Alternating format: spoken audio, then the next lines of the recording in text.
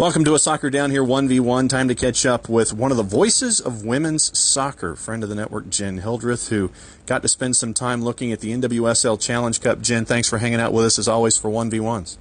Yeah, always fun to come on and talk some women's soccer with you guys. All right, so for me, this seemed like a watershed moment for the league and for women's soccer domestically. How far off am I in that assessment? I think you're right on. I think there are a number of factors that people will look at, and let's put aside the actual soccer for a second, because right now we don't live in a bubble, even though this tournament was played in a bubble and several other tournaments were played in bubbles, and the reason, of course, is everything else that's going on. So, obviously with the NWSL Challenge Cup being the first professional team sport in the U.S. to come back to play, that was huge. Everyone was looking, at least those who knew to look, were looking to see how the league would do, how the tournament would do, and after having a team drop out before ever getting into the bubble in Utah, that was the Orlando Pride, who had several positive COVID tests, many of which later, by the way, were found to be false positive. Mm-hmm. That's another story.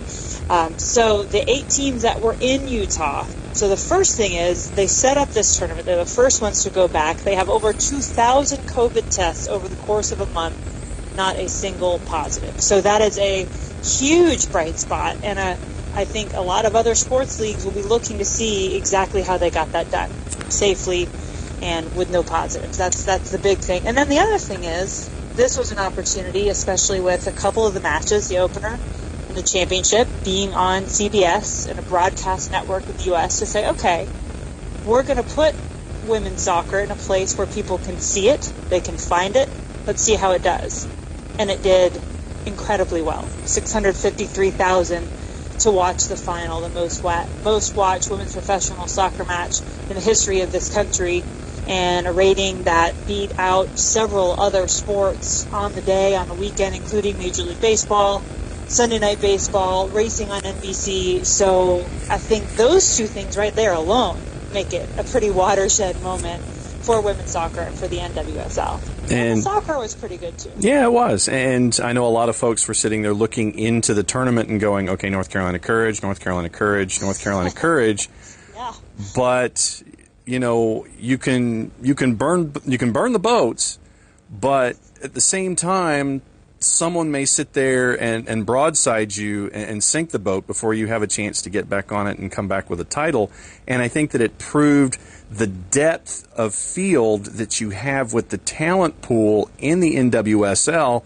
And if you have a goalie that absolutely stands on her head and has, and the memes and the superimpositions and photographs and paintings where they've got her in the Louvre and she's, doing a whole bunch of different things. I thought it was a great moment for the league, but it also proved that the old adage, with you as a former athlete, that anybody can get you on any given day, and it proved the depth of the league too.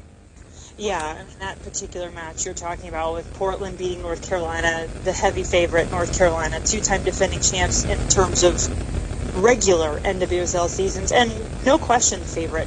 And I think no question still, on paper, the best team in that tournament. However, yeah, to get to the end, you have to take your shot, not only take it, but make it. And yeah, in that match in the quarterfinals, Britt Eckerstrom, who, by the way, hadn't played very much in the tournament. I think that was her first appearance. So Bella Bixby had played for Portland in the tournament and then had hurt herself. And forgive me, there might have been one.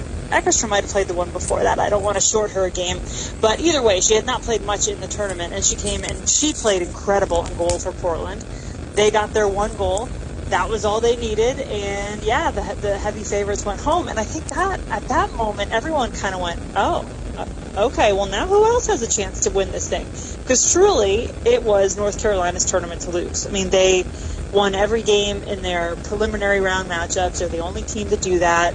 They have the firepower and the depth, and they were scoring at a rate nobody else was scoring in this tournament. So for those reasons, it was a little bit like, okay, well, who's got the best chance of beating North Carolina? And then when somebody finally did beat them, you had a lot of other questions in terms of who had a chance to actually win this league.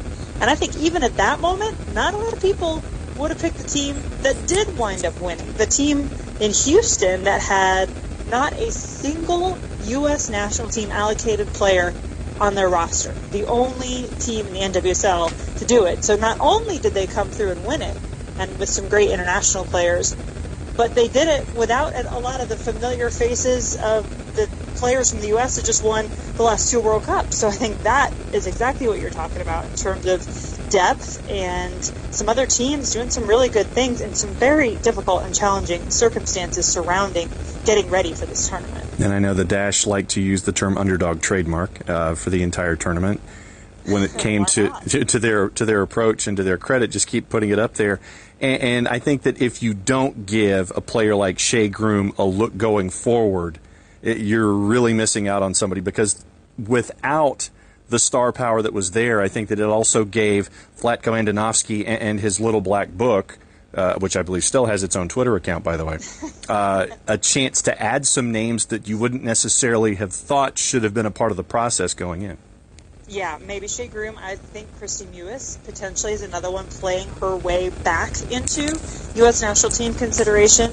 Both of those players in the midfield for Houston in this tournament, and certainly had some key moments. I mean, Groom with her 3 goals and getting that 1 goal in stoppage time, that was just the icing on the proverbial cake, if you will, for Houston in the championship match.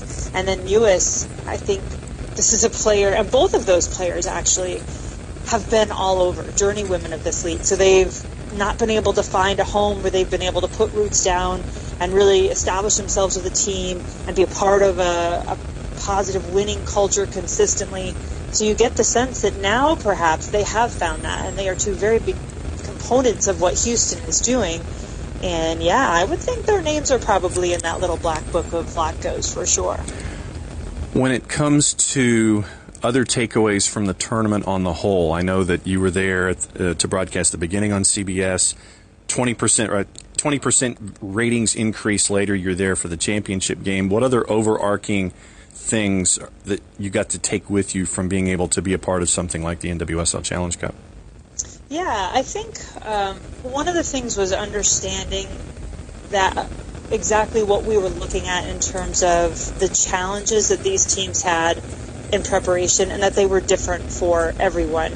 Talking with Rory Dames, Chicago head coach, he was telling us before the championship match, you know, that where they were, the county where a lot of his players lived in and around Chicago, was one of the hardest hit by COVID. So in terms of restrictions prior to being able to getting into what would have been their preseason or their preparation time for this tournament, they were as limited as anyone in terms of not even having fields to go to. So there was the danger, understandably so, of limited training time in the build-up and playing all those matches on turf, because the tournament did not move to grass until the semifinals, and they moved to Rio Tinto. So I think we saw some attrition because of that, and that's going to happen. But I think you also got a chance to see what was really exciting, some players getting a chance to really get in and get played in a tournament format that you might not get in an NWSL regular season, at least not in a span of 7 games. You know, so you get a player like a Morgan Weaver for Portland. Never got a chance to see Sophia Smith, their number 1 pick in the draft, but you got to see Morgan Weaver really get in and get some playing time. I think Marison Addick, wait a minute, I'm getting her name wrong. The outside right back for North Carolina. I think I got it right, Merrick, for North Carolina. She came in and got thrust in. I think she played very well. So you got a chance to see some players like that who you might not get a chance to see and get that type of experience. Even for Chicago, getting used to their new players that they brought in the attack, getting to see a Kaylia Watt and a Rachel Hill work together and what they were going to do. How would Savannah McCaskill work at the 9? You got a chance to really see teams experiment and get meaningful minutes and get knockout round matches. That's something a lot of these teams don't get an opportunity to get on a regular basis. And, you know, for Houston, they've never had that opportunity. They never made the playoffs in the NWSL. So knockout round matches, as you know, are very different than regular season. So just getting to see all that experience, I think, was just really intriguing in terms of what the league could get out of it. And then I think the games, for the most part, were really entertaining and exciting, other than perhaps the quarterfinals. Yeah. If you like penalty kick shootouts, it's great, but three that were 0-0 going into a penalty kick shootout, I would say is not ideal. But the league redeemed itself in the semifinals. We got some scoring going again, so I think for the most part, a lot of positives to take away from it. And I wonder myself if indeed the NWSL Challenge Cup trophy has some, well, A, or B, there's actually more than one. And we know that the one that made it on the plane made it on safely because it was securely fastened in its seat. But I'm wondering, with all the activity, if maybe there weren't a couple of clones that were given out just for celebration purposes, and the real one actually is still the one that is in one piece. Conspiracy theorist, eh? I don't know. Lisa Baird, the commissioner, who, let's not forget, what an incredible job she has done. What an incredibly difficult situation she walked into in joining this league several weeks before the pandemic hit. She said, I saw her quoted on Twitter, that's the only one, guys. Don't break it. So, I think that was it, and hopefully it did manage to make its way safely back to somewhere in Houston. And obviously some of the other news that came out from NWSL Challenge Cup, really cool stuff. Racing Louisville and Angel City, what do you think?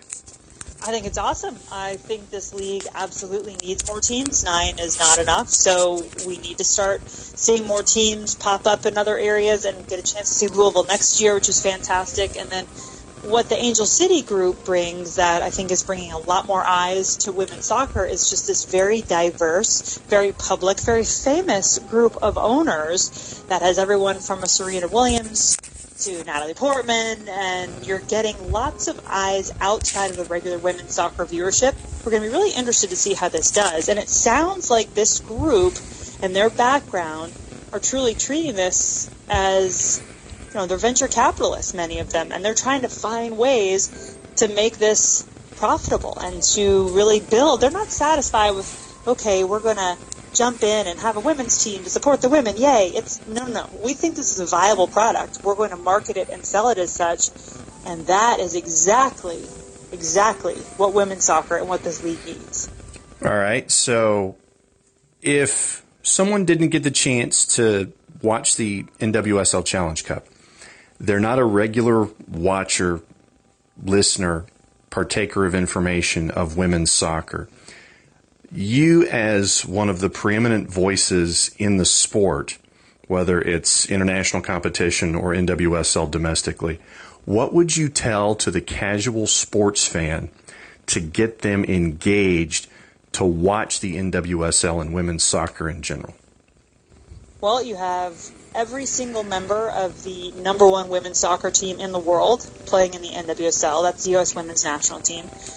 The NWSL is right now the most competitive women's soccer league in the world. So MLS can't make that claim. We have a league here in the U.S. that can say, no, this is the best. We have the best players playing here right now, internationally. That's not to say there aren't some great international players who play elsewhere, but the league in the NWSL, the teams from top to bottom, are as competitive as you will find anywhere in the world. So you're going to get a great product. And right now, this is a product people are really interested in. I think during this time in quarantine where people have been desperate for sports to watch and getting a chance to see this league pull off the feat of being the first professional team sport to come back, to successfully pull off a tournament in a bubble, they know how to get stuff done. And they also put a very entertaining product out on the field. Jenn Hildreth, voice of the NWSL Challenge Cup on CBS, preeminent voice and play-by-play for women's soccer all around this planet and the rest of this solar system. Jenn, it's always... Wow, branching out. Yes. Any and all planets that are within arm's reach, you're the preeminent voice for women's soccer. Thanks for hanging out with us and pulling back the curtain on the Challenge Cup. It was great to see you as that main voice on CBS Sports and one of the voices for the sport in a tremendous tournament. And great to see live sports back here in the Americas and to see you as a part of it. Thanks for hanging out with us, as always, for a 1v1. Well, thank you so much. It was a pleasure. I was so proud to be a part of that tournament. Always a pleasure to come on and chat with you, John.